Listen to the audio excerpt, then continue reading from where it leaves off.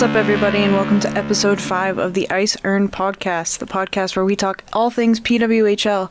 My name is Heidi. I'm a big hockey fan, but full disclosure, I do support Boston, and overall, I'm a big women's sports advocate. Kind of the strangest week we've had so far for the PWHL. Only 2 regulation games, but we did have the 3-on-3 All-Star game, Team King versus Team Kloss. We'll go over that in a little bit.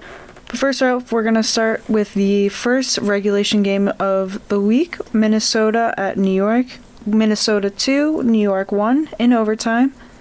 Another game where there were a ton of penalties. Minnesota took 7 penalties. 5 players had all of them. Just holy cow, you guys need to clean it up. I don't know what was happening out there, but it was a lot of scrambling and bonehead moves and just... what on earth, guys? What on earth?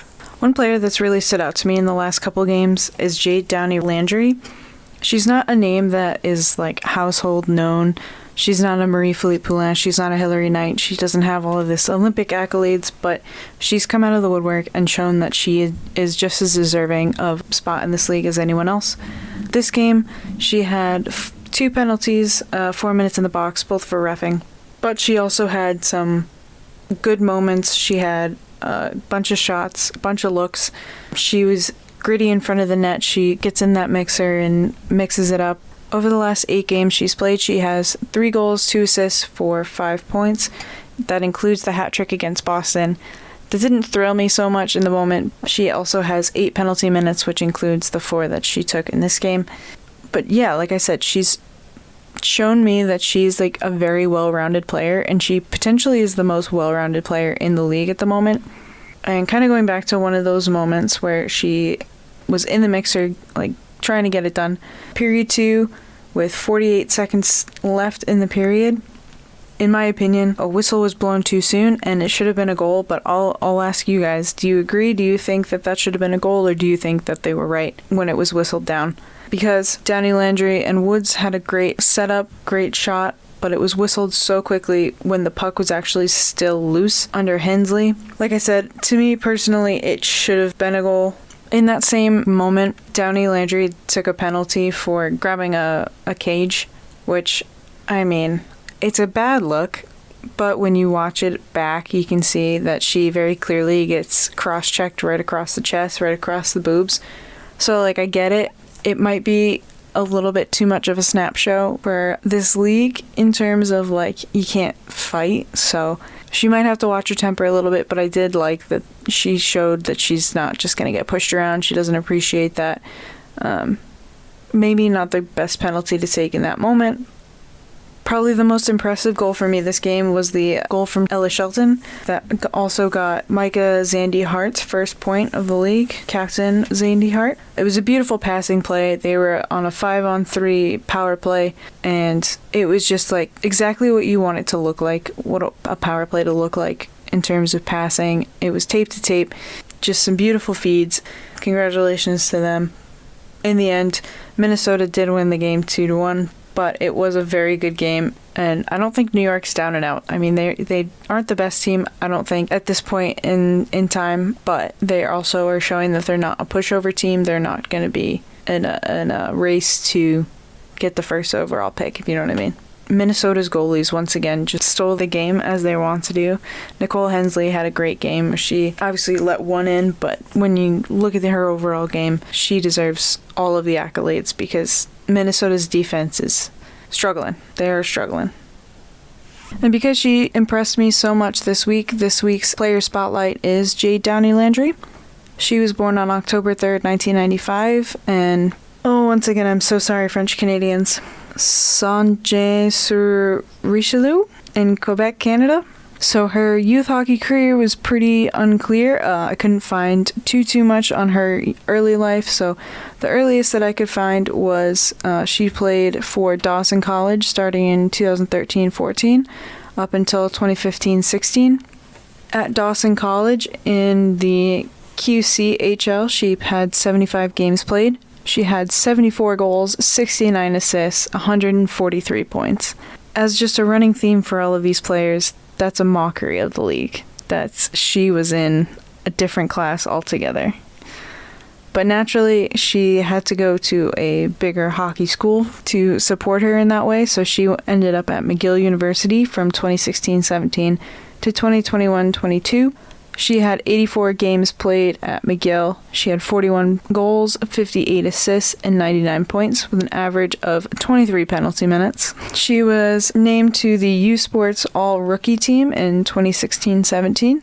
She was given the A on her chest for alternate captain in her junior season 2018-19, as well as her senior season in 2019-2020. She was named Team MVP 2018-2019 as well as 2019-2020. Her final season with the team, she was given the captaincy in 2021-22. As just a note, the 2021 season was canceled due to pandemic. She currently stands at 8th overall all-time scoring for McGill's women as of 2020.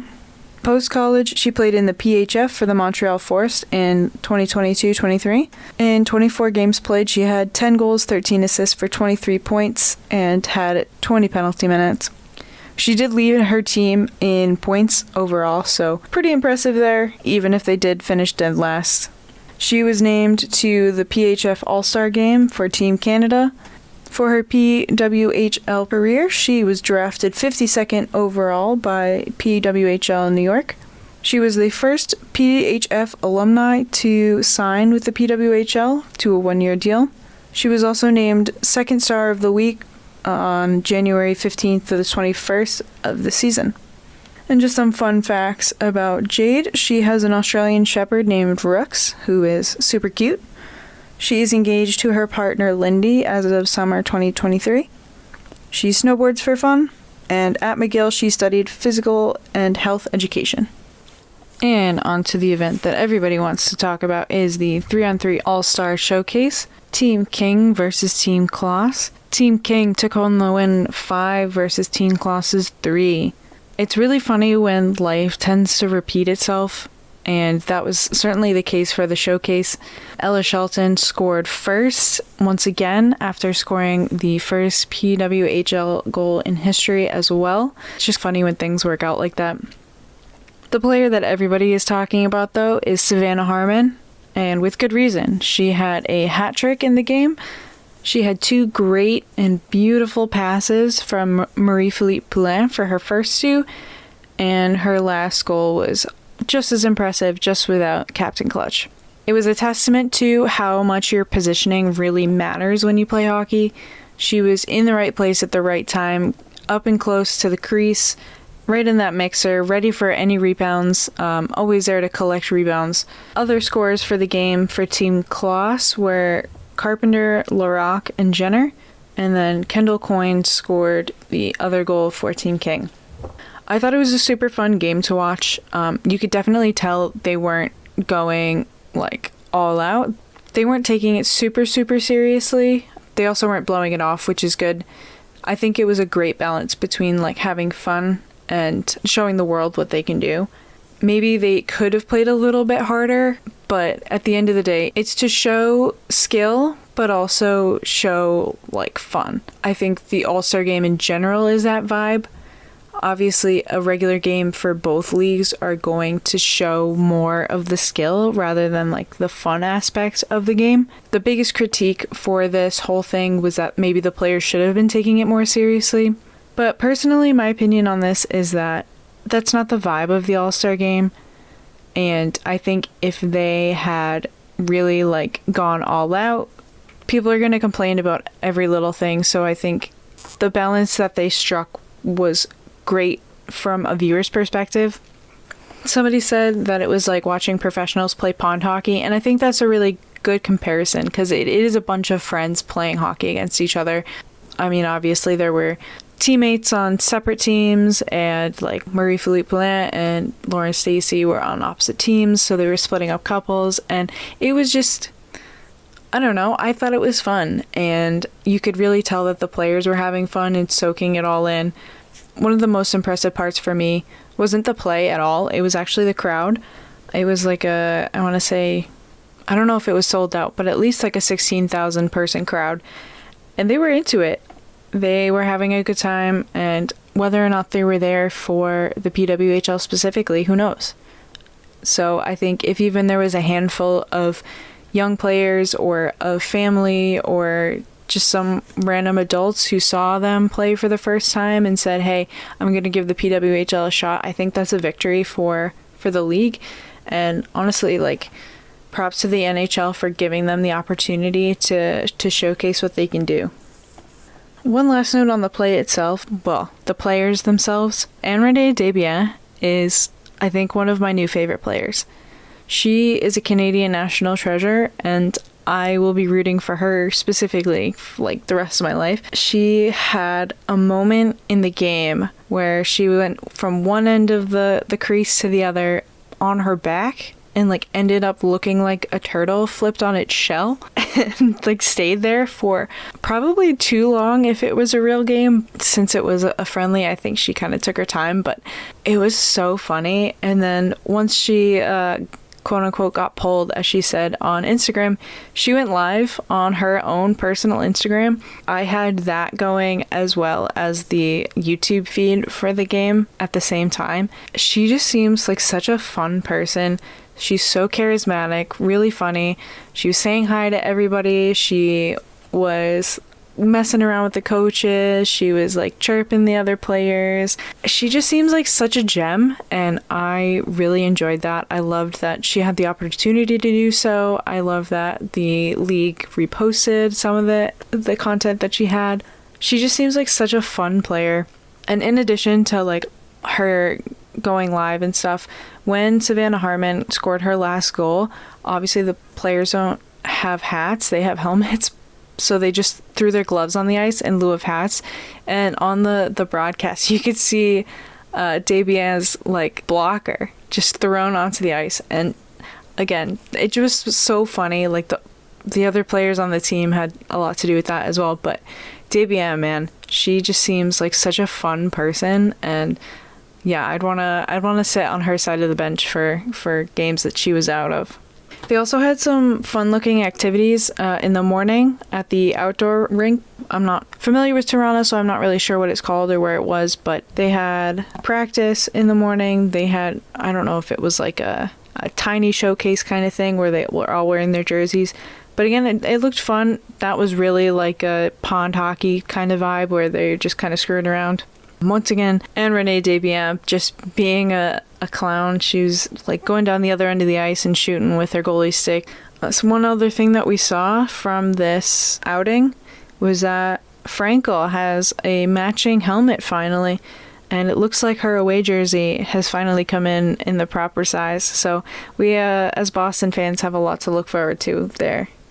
On the more negative Nancy side, the YouTube Live that the NHL had streaming, while it was appreciated, and I know I'm a begging chooser in this moment, but holy cow, is it rough.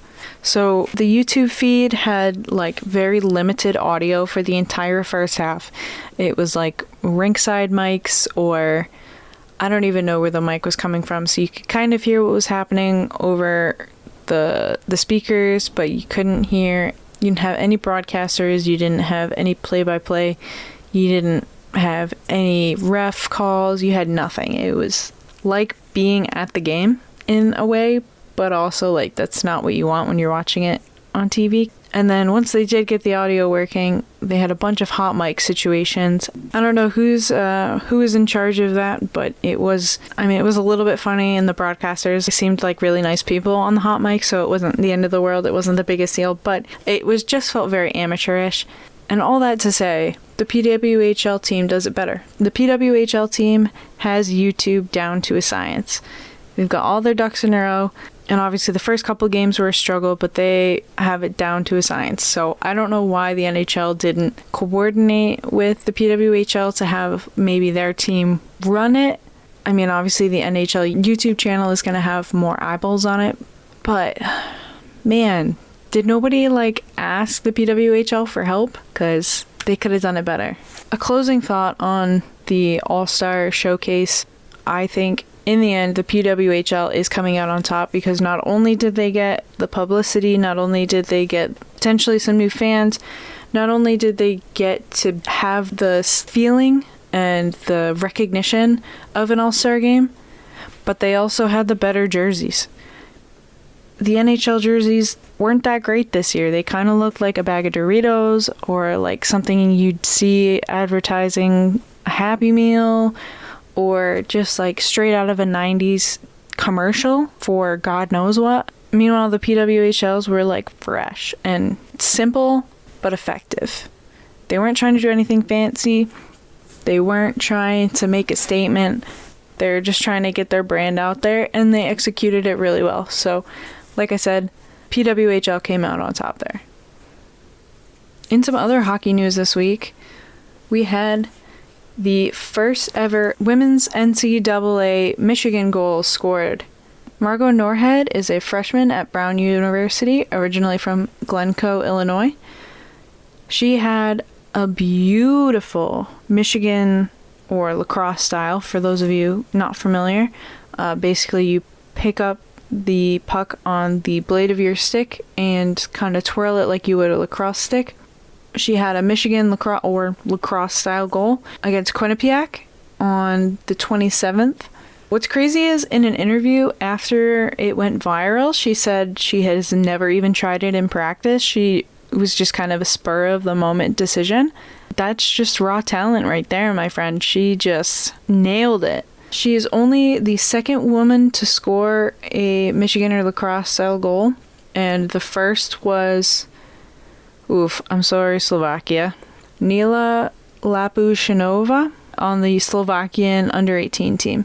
This goal reached number 1 on SportsCenter's top 10, which, for those of you not familiar, is a huge deal for any sport, any gender, but for women's hockey, that's gigantic.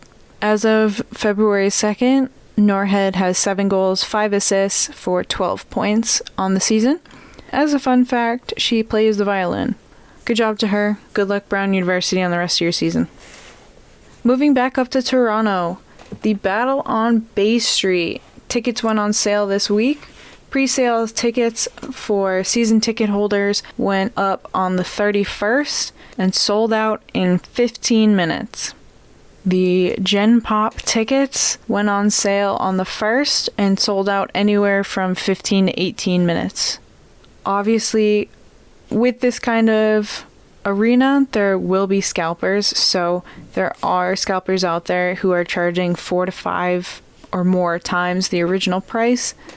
But, I mean, with success comes challenges, and that's going to be one of the challenges moving forward, as it is for NHL games, for concerts, for any big event like this. So I think what that says is that the PWHL is going the right direction. They are going to succeed because they already have succeeded. So the scalpers are just a microcosm of that success.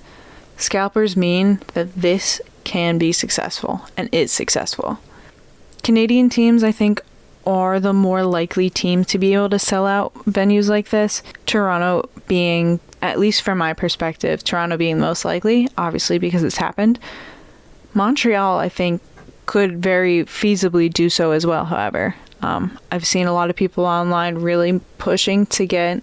I've seen Place Bell, and I've also seen Bell Place, so I guess that depends if you're French or not, but I've seen a lot of people pushing to get Montreal in the Canadiens venue, and I would hope that that would sell out as well. I can only think so because Montreal's had, I think, the longest sustained success in terms of numbers, because even Minnesota, despite having the record, had quite a dip after the first game.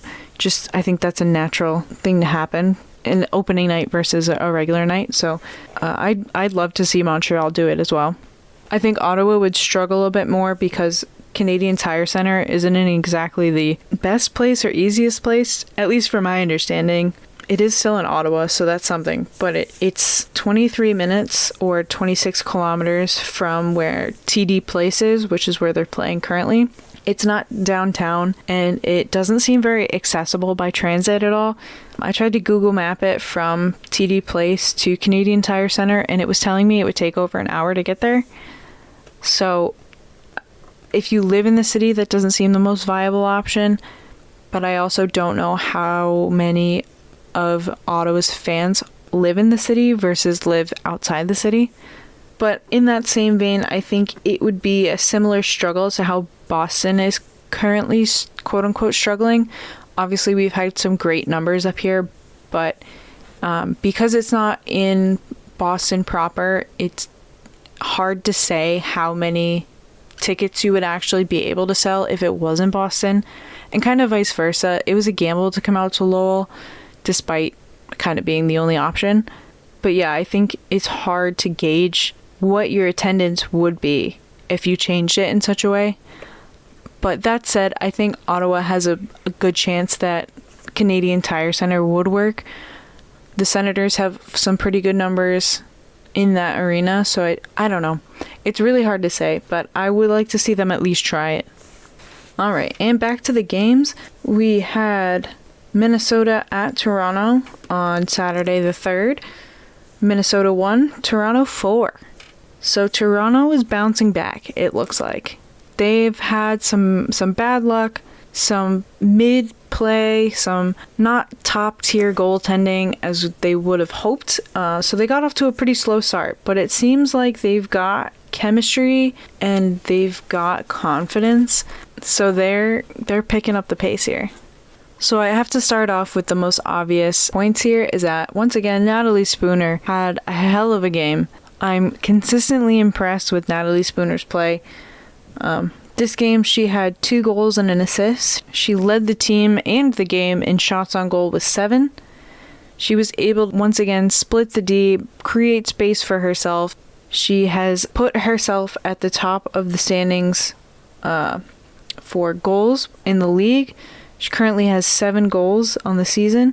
She passed Marie-Philippe Poulin and Grace Zumwinkle, who both have 6.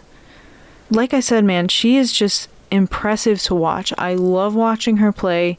She's so strong of a skater that she can fly around people, through people, across the crease. It should be noted that her son Rory is also adorable, and I'm glad that she got to celebrate her first start of the game with him after the game. That was very cute.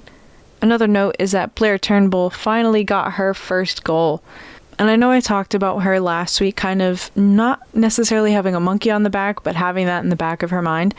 And in her interview after the goal, she basically said exactly that, where it's something you think about, but you try not to, because you don't want it to affect your game. You don't want to change your game just to get the goal. And I don't think she did. I think she played exactly how she has been playing, where she's obviously not like gonna shoot the most on the team, but she's going to be there and she's going to be consistent and she's going to go hard to the paint.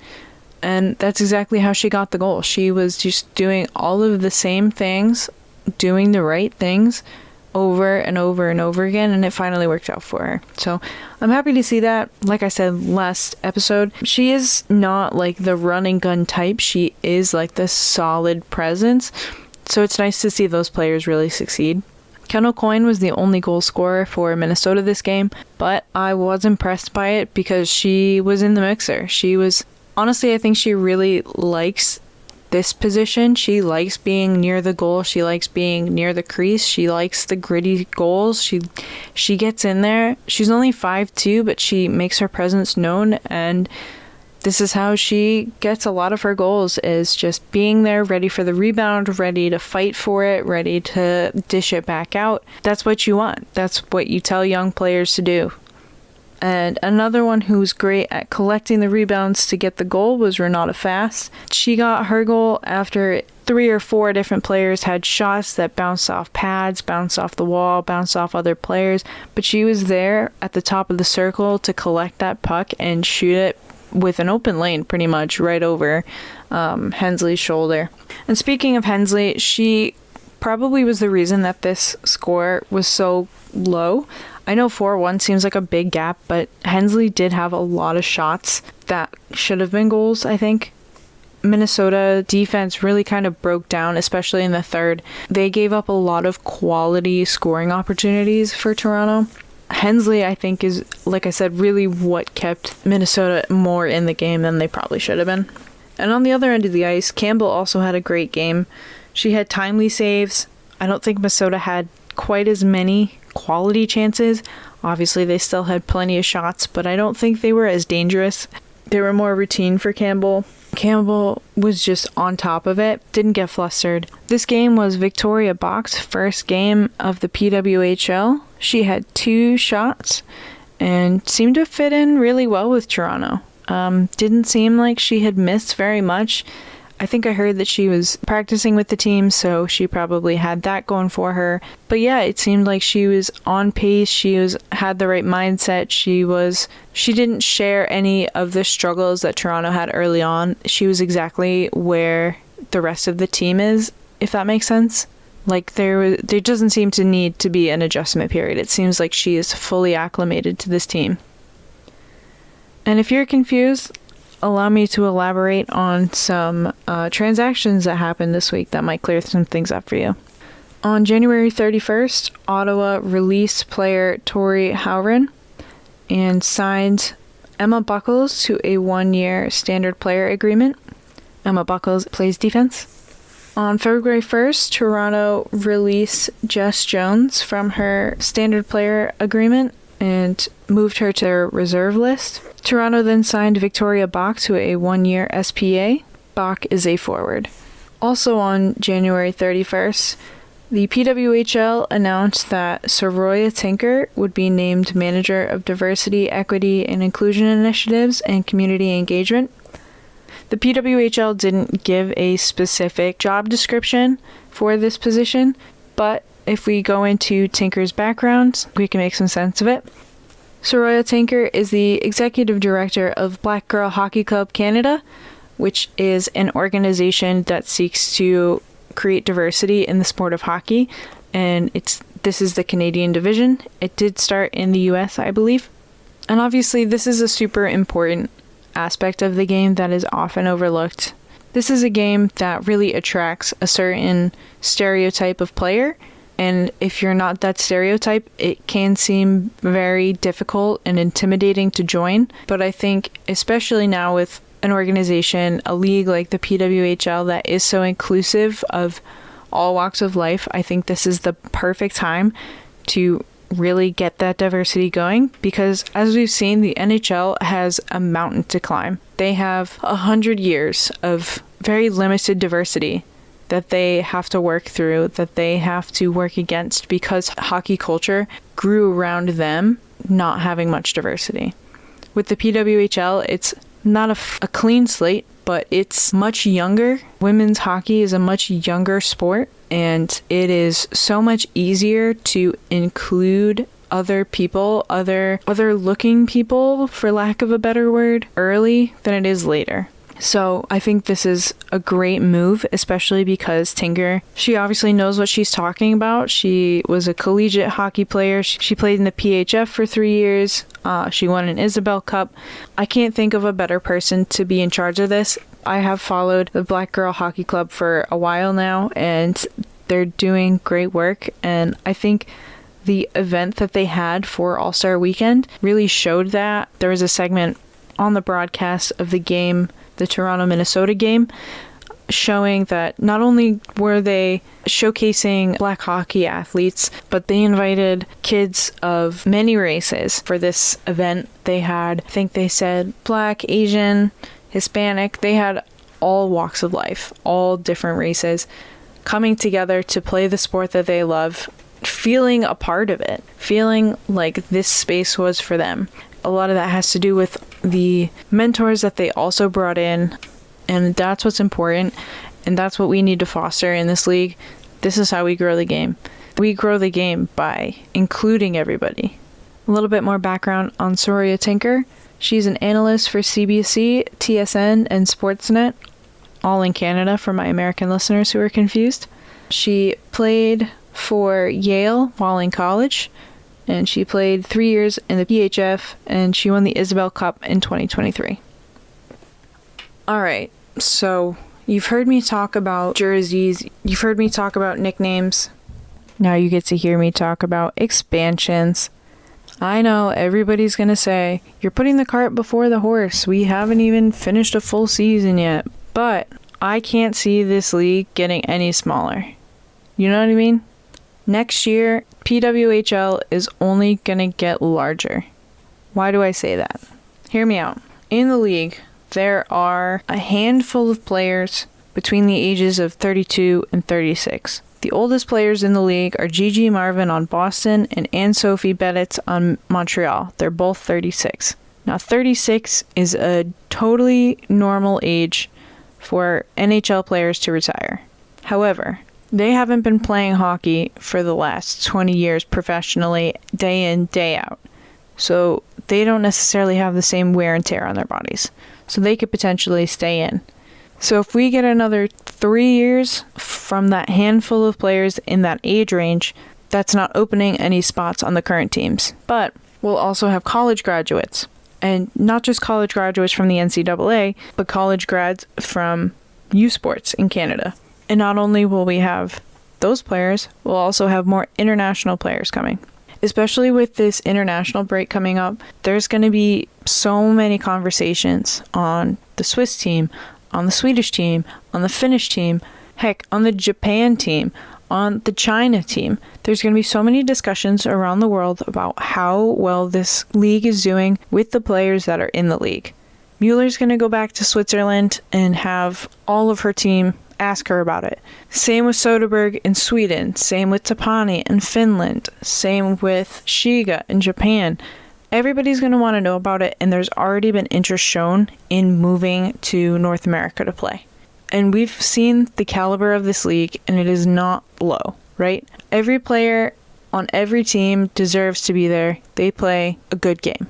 So, if we have players currently in the league that deserve to be there, but we're also going to have college graduates and international players, where are they going to go? Are we going to force some players out of the league after they've built it after one season? Personally, I don't think that's fair. So what's the natural next step? I know it's going to be tough. I know it is a crazy idea when there is one owner in this league. One guy owns this entire league. And I know that's crazy, and I know it's going to be another financial commitment from this guy. But I don't think 2 teams is out of the realm of possibility. I think a 2-city expansion, a 2-area expansion, I think it's feasible. Obviously, I don't know numbers. Obviously, I don't have the books. I don't have revenue information, especially not since it's not even halfway through the season yet. But I think this game has proven itself to be sustainable enough where 2 teams is not as crazy as it sounded 6 months ago. So, with that in mind, here are some places that I think should be considered for the next PWHL teams. And the framework for this discussion before I start is that, in my mind, we can't go any further west than Minnesota yet. There has to be a bigger expansion for that to happen, especially considering travel. I think we could go a little bit further east for some Canadian cities that need love, but I think any U.S. team would need to be in between Toronto and Minnesota. So here we go. Quebec City. Quebec has been dying for a team since the Nordiques left 20 years ago, 30 years ago, whenever it was. I think it was 30 years ago. They have a facility. I don't know how new it is, but everybody's been saying that they want an NHL team there. So why not give them a PWHL team?